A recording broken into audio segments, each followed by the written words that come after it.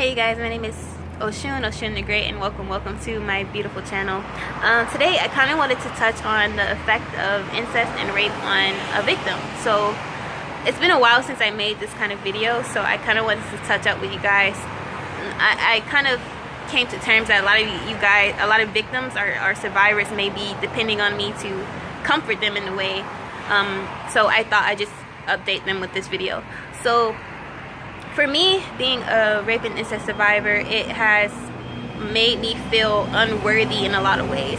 A lot of times too, depending on your situation, like if you grew up and you were told, like, you know, this isn't happening, or don't tell on family, things like that, you can feel like you're crazy, like you're being patronized, or you're being pushed aside, things like that. So that can grow into adulthood, making you feel questioning yourself a lot. So it forms self-doubt. So these are some of the effects of that, though, is breeding shame in the victim. And honestly, this is what they call victim blaming, and really when the blame should be put on the person who bestowed the act or crime upon the victim. So yeah. A lot of times, so growing up, even now, I deal with problems of shame, and I always beg the question, like, should I get therapy, should I not? And you know, sometimes I use YouTube as self-therapy, so it has gotten me by so far, but I feel like that can only do so much. I do feel like, though, talking about it is the best medicine, because when I grew up, I went mute after it happened, and I never I went mute basically, and I never knew. Oh, sorry guys, bear with me. There's people around here, so I'm just like hesitant. So I went mute, and that caused me to like not speak up. And basically what you're doing is bottling up the emotions and the feelings, and that's the worst thing you can do.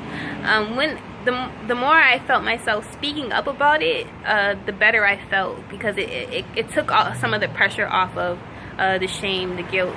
A lot of times too, I feel anger, I feel hatred to my family, betrayal, things like that, and I don't feel like I've learned how to express that anger in the correct way. I feel like I'm always guided to paint and shit like that, or rage, things like that.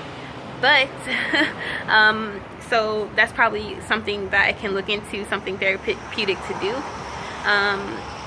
Sometimes I remember touching in my book how I escaped incest was, I became in my teenage years, I became very promiscuous in trying to feel, because you kind of go numb sometimes.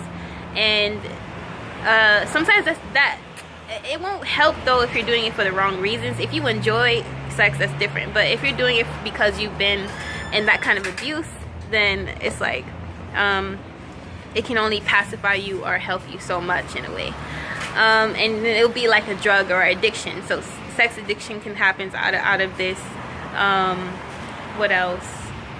I know people can definitely do drug abuse. Weed has been my go-to for a lot, but I haven't been on heavy drugs. But I know a lot of women get that far where they try to numb the pain, because the pain, if you don't deal with it or know how to channel the energy, it can get very hard to live with on a daily basis. So people try to numb it in many ways that they can.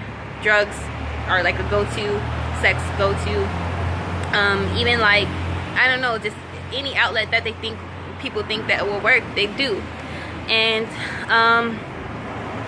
I got a book, actually. I should have brought it out here, but it's like a book on how black women deal with incest.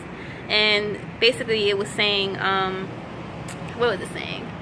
How some women use this energy to channel it to make themselves really successful, and some people take it and like feel really down about themselves, get really depressed, and then stop trying in life.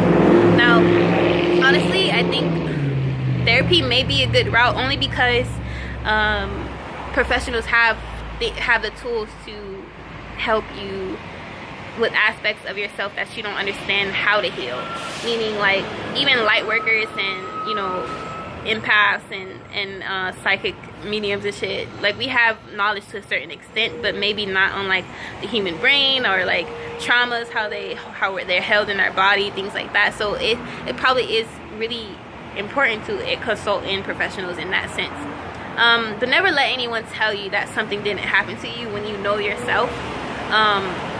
And be courageous in your voice. Like, you know, fight for justice. That's always the right side. Fight for what's right. That's always the right side. And if this resonates with you and injustice was done to you, it's not your fault. Don't let anyone tell you otherwise. But yeah, that's my little input on what happens after incest and rape. But yeah, any questions, you guys, inbox me. But yeah, be dope, be unapologetically. Peace.